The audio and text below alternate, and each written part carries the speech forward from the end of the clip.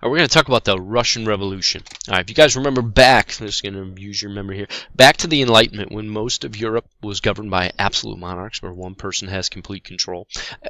That's what was still going on in Russia. So while France and the United States and other countries had these revolutions take place where they got rid of an absolute monarch so the people could have more power, Russia did not. Okay, so Russia had been autocratic. Now, an autocratic ruler, basically an absolute monarch, but they called them the Tsar. Now, sometimes it's spelled T-S-A-R, sometimes it's C-Z, like Caesar, C-Z-A-R.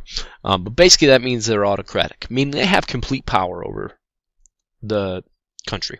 All right, they have all the power to make any choice they want. All right, that would be any laws they want to make. So like in this case, you had to be Russian Orthodox. You had to worship the way they worship. You had to speak the way they speak. They could make laws like that, and there's no way to be like, oh no, that's not fair. They don't care. Okay, so for much of the time, Russia is going to be an autocratic government led by this guy, the last Tsar, Nicholas II. He didn't really want to give up power, which most people don't. I mean, that's not uncommon for him. He had power. He wanted to stay in power. Now, there's a lot of ways that he was very incompetent. All right, I'm going to switch back and forth here between a couple different things.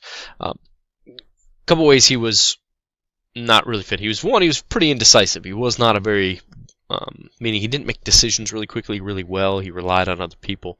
He was unfit to be a leader in this way. He had issues like, like for example, during World War I, he wanted to make sure that, and maybe you can say this is normal, he insisted on being personally in charge of the armed forces during the war. Well, he's autocratic, so he can do what he wants, but he had no formal training in that. He had no real formal training. He lacked the ability, but he wanted to be the guy in charge. Well, that's great if you're in charge, but he wasn't. All right, so when it talks about here, it says, what are Nicholas II's incompetencies? One, he had poor leadership skills. He had poor leadership skills, made poor decisions. Talked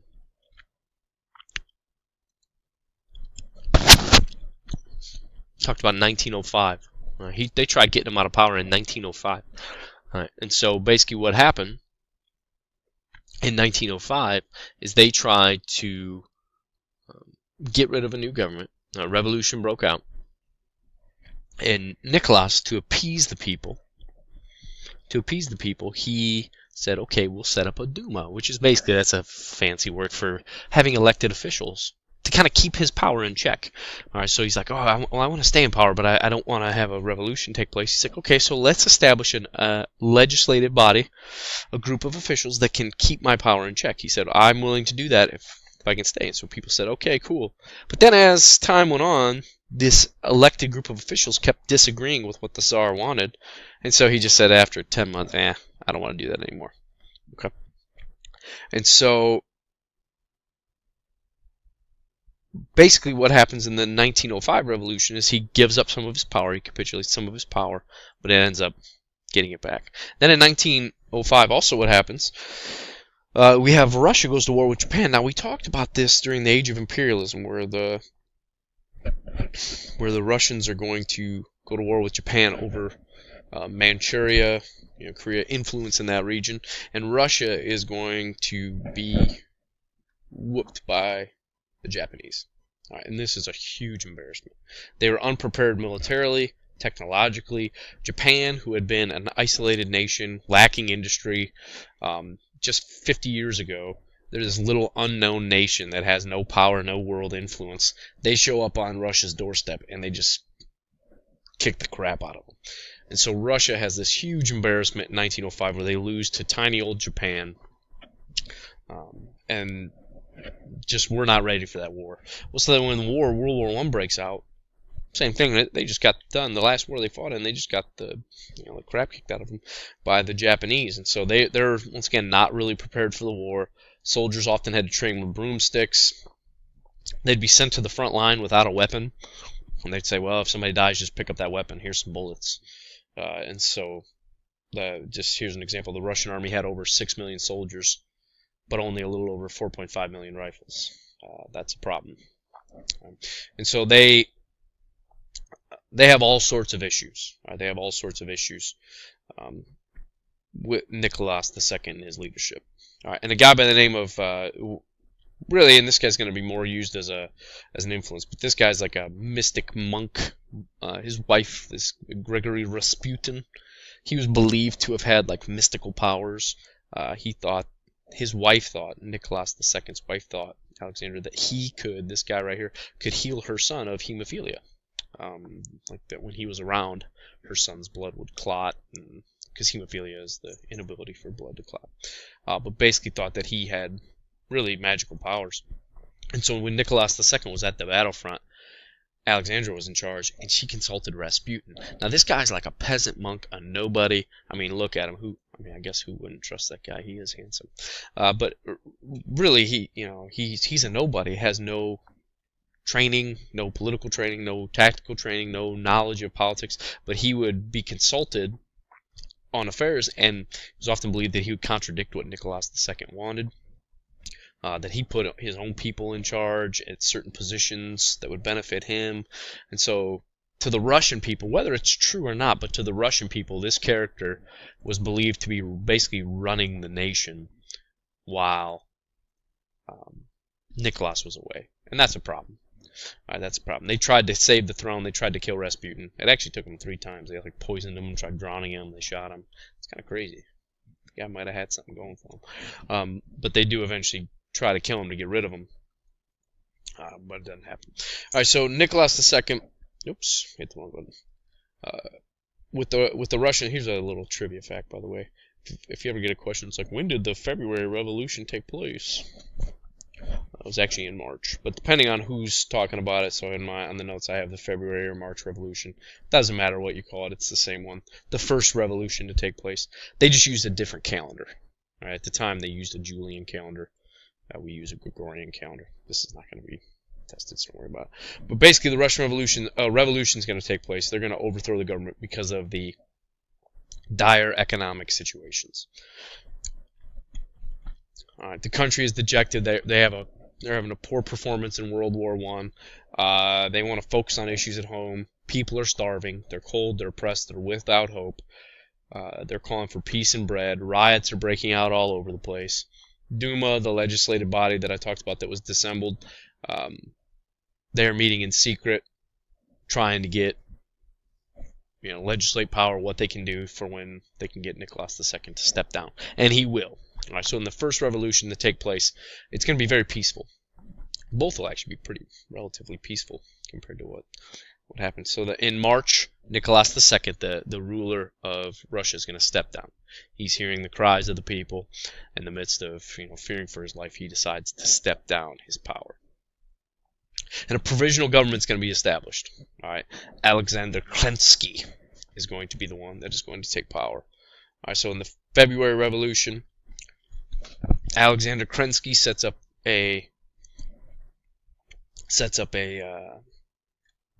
temporary government. But the reason why this is only going to be, there's going to be another revolution in October, is because they decide to make a huge mistake and stay in the war. All right, and so this is going to be a major problem. People are unhappy with the fact that they stayed in the war. So then a new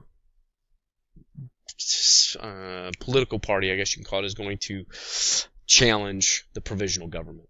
All right, it's going to be the Soviets, called the Bolsheviks. It sounds like you're swearing, I know. But the Bolsheviks were led by this guy, Vladimir Lenin. All right. Under Lenin, he basically said, hey, because this Bolshevik, the Bolsheviks are mainly the proletariat, basically the working class of the Soviet Union. And the Soviet Union was really very much divided up like old French society. You had the nobility, you had the church, then you had this peasant. You got a lot of peasants and middle class. And he's saying, well, let's distribute all land to the peasants. Let's transfer the power of factories from the capitalists to a committee of workers. Let's give the governmental powers to the people, to the Soviets, not to the leaders. And so people, obviously, he hears we're going to get out of World War I.